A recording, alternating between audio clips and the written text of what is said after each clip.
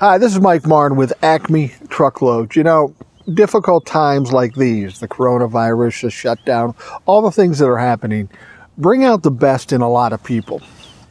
But the fact of the matter is, it also brings out the worst in the worst people. I've been seeing it in this business every day. People are trying to take advantage of a situation, try to jump in, make some quick money, and then get the hell out. And it's a little frustrating because if you're in business, you should want to make money, of course, but you may want to try to do some good as well. This isn't a bad thing, but it's a frustrating thing for me. In my business, I sell a variety of different products. Up until recently, when now it's all medical stuff. But in the past, I've sold appliances and I've sold paper products, toilet paper, paper towels and those sorts of things. And, you know, I'd put them out there and some people might be interested, nobody's interested, whatever. It's been kind of an uneventful product for me to sell. Now, here's the thing. The last time I posted toilet paper for sale by the truckload was probably July, last summer. And it was brought to little acclaim. Nobody was really all that interested. It's too much. It's in the wrong spot. It's wherever. Okay, I got that standard stuff all the time with everything you sell. We all get it. So now, every day, literally every day, I get 1, 2, maybe 3 calls every day, and some clown in the middle of nowhere calls me, so I saw you posted toilet paper. Do you have any left? I say, dude, I posted that in July. Where were you in July? No, of course I don't have toilet paper right now. And even if I did, I wouldn't be focused on it because that's not the big important thing right now. That's not about safety. There is absolutely no reason for there to be a shortage of toilet paper, and there isn't. We've just got people hoarding this stuff, and they are going to have toilet paper until 2025. Because they've grabbed so much. How many times do you have to go to the bathroom in a day?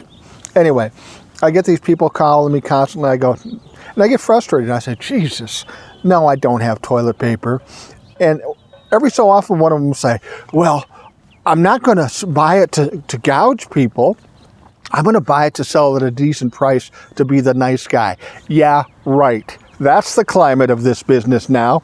Everybody's trying to score big, and if they can't do the mask or whatever, they're trying to capitalize on the toilet paper. I'm going to tell you right now, don't call me anymore. I don't see truckloads of toilet paper. They're probably allotted to the retailers all across the country because every time you walk in, they're all gone. But here's the thing that frustrates me most.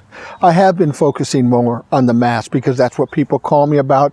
And I've been fortunate enough to find some sources that are good sources in the country to get people the masks they need.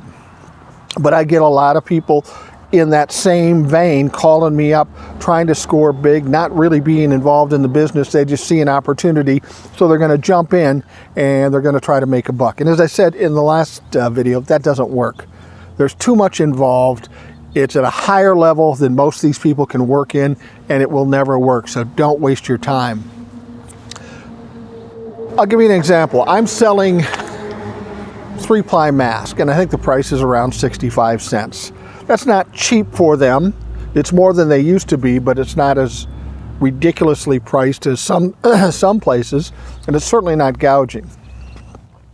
I'll get a call from somebody, and people will do this to me all the time. Hey, Mike, I hear you're looking for a mask. I said, well, no, I have my sources and I'm pretty well set. Oh, but I got a great deal. Okay, go ahead, tell me. Guy calls me up. He says, Mike, I got 100,000 3-ply masks. I go, where are they? He goes, sitting at LaGuardia Airport. I go, okay. How much do you want for them? How much is my cost? And he says, only $1.35. I'm frustrated as it is in this business and dealing in this type of thing just by virtue of the people we talk to. But this guy annoyed me. I have to say, I used the F word and the word off right after, and I hung up on him.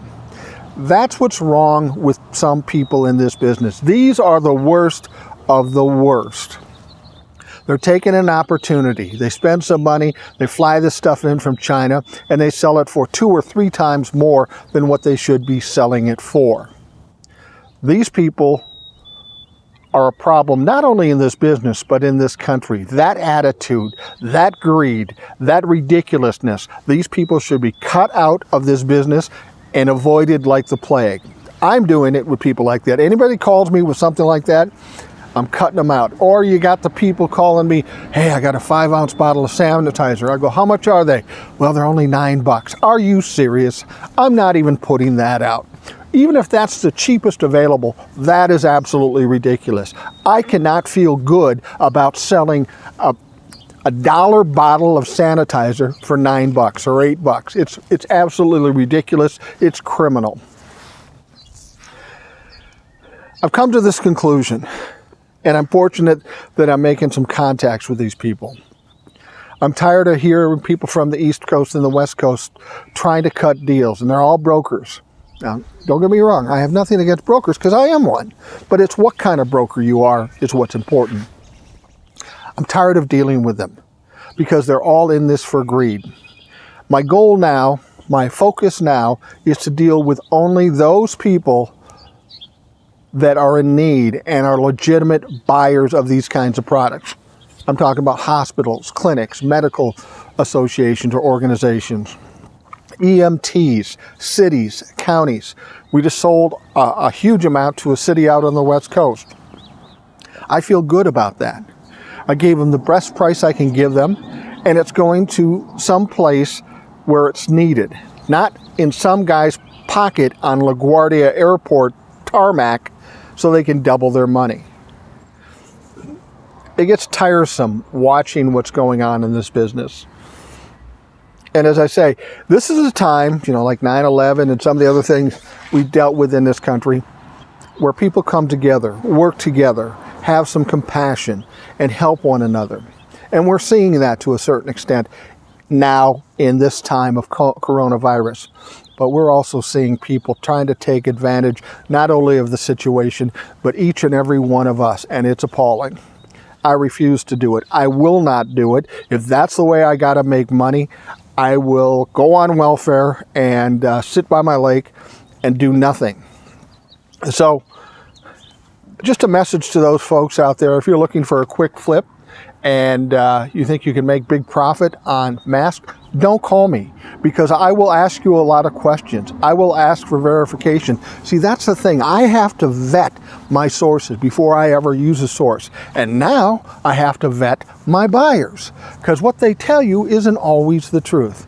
It's frustrating and it's tiring and it's disconcerting. It's disappointing when you look at this business and what it does to this country and those people do to this country.